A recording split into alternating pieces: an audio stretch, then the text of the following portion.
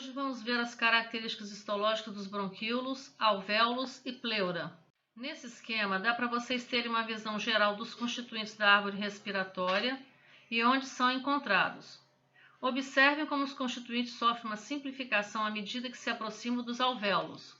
Os bronquíolos são segmentos intralobulares com diâmetro de 1 milímetro ou menos. Os bronquíolos, diferente dos brônquios, não apresentam cartilagem e nem glândulas em suas paredes. Os nódulos linfáticos do Balt são difíceis de serem encontrados. O epitélio dos bronquíolos pode ser cilíndricos simples ciliados nas porções iniciais, passando a cúbicos simples na porção final, inicialmente ciliado e finalmente sem cílio. Denominam-se bronquíolos terminais as últimas partes da porção condutora. Sua estrutura é semelhante à dos bronquíolos. Apresenta epitélio colunar baixo ou cúbico, com células ciliadas e não ciliadas. O epitélio dos bronquíolos terminais apresenta células de Clara. As células de Clara apresentam grânulos secretores com diversas moléculas. Acredita-se que essas células secretem proteínas que protegem o revestimento contra alguns poluentes e contra inflamações. Também são consideradas células-tronco. Observe na imagem que vocês estão vendo os grânulos de secreção na parte apical da célula.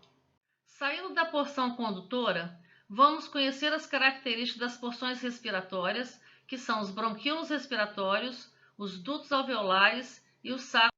O bronquíolo respiratório é um tubo curto, às vezes ramificado, com estrutura semelhante à do bronquíolo terminal. Apresentam descontinuidades de sua parede por onde se comunicam com o lúmen dos alvéolos pulmonares. Ele é revestido por um epitélio simples, que varia de colunar baixo a cuboide, podendo apresentar cílios na porção inicial. Não apresenta células caliciformes, mas pode conter células de Clara. O músculo liso e as fibras elásticas de sua parede formam uma camada mais delgada do que a do bronquíolo terminal.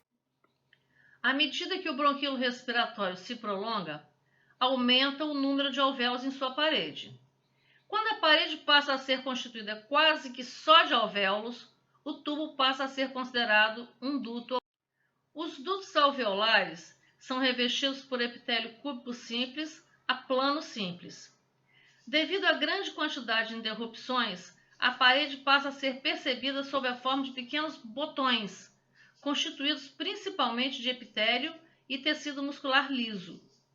Os dutos alveolares mais distais não apresentam músculo liso em sua parede. Apresenta uma matriz rica em fibras elásticas, contendo também fibras reticulares. As fibras elásticas são importantes porque se distendem durante a inspiração e se contraem passivamente na expiração, retornando os alvéolos e, em consequência, todo o pulmão ao seu estado antes da inspiração. O duto alveolar termina em um alvéolo único ou em sacos alveolares, que são espaços nos quais se abrem diversos alvéolos. Estes constituem as últimas porções da árvore brônquica e ocupam a maior parte do volume dos pulmões, sendo responsáveis pela estrutura esponjosa do parênquima pulmonar. Os alvéolos são pequenas bolsas semelhantes aos favos de uma colmeia e apresentam uma abertura. Suas paredes são constituídas por uma camada epitelial fina, apoiada em uma delgada lâmina de tecido conjuntivo com rica rede de capilares sanguíneos. O septo interalveolar é composto por duas camadas de pneumócitos, principalmente pneumócitos tipo 1, separadas por uma delgada lâmina de tecido conjuntivo com fibras reticulares e elásticas, substância fundamental e células do conjuntivo, juntamente com uma rede de capilares sanguíneos. Os septos interalveolares contêm poros, comunicando dois alvéolos adjacentes. Esses poros igualam a pressão do ar nos alvéolos e possibilitam a circulação colateral do ar quando um bronquíolo é. O ar alveolar é separado do sangue capilar por quatro estruturas que são o citoplasma do pneumócito tipo 1, a lâmina basal dessa célula, a lâmina basal do capilar sanguíneo e o citoplasma da célula endotelial do capilar. Geralmente, as duas lâminas basais se fundem, formando uma membrana basal única, diminuindo a distância na qual os gases devem se... O pneumócito tipo 1 é uma célula pavimentosa com citoplasma muito delgado e núcleo achatado, que faz uma ligeira saliência para o interior do alvéolo.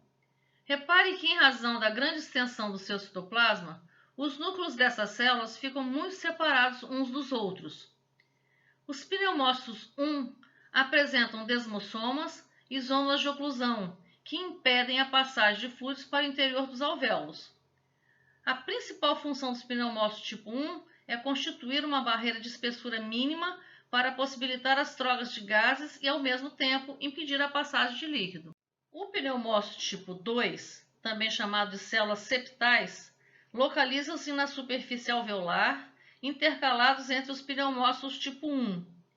Apresentam um núcleo esférico maior e mais claro que as demais células da parede interalveolar.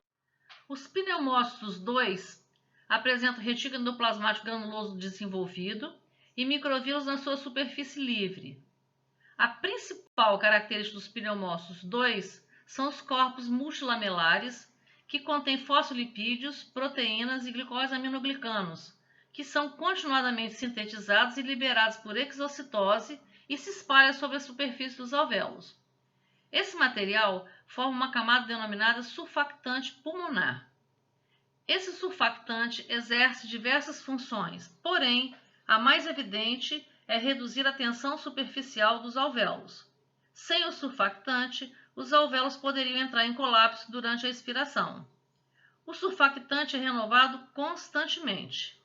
Nos fetos, esse surfactante aparece nas últimas semanas da gestação, na mesma ocasião em que os corpos multilamelares surgem nos pneumócitos tipo 2.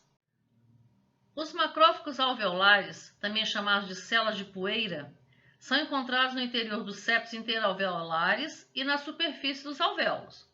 Essas células frequentemente têm em seu citoplasma partículas de carbono ou de poeira fagocitados. Os macrófagos alveolares são transportados para a faringe, de onde são degradados. A pleura é a serosa que envolve o pulmão, formado por dois folhetos, o parietal e o visceral. Ambos os folhetos são formados por mesotélio e uma fina camada de tecido conjuntivo. Os dois folhetos delimitam uma cavidade revestida pelo mesotélio.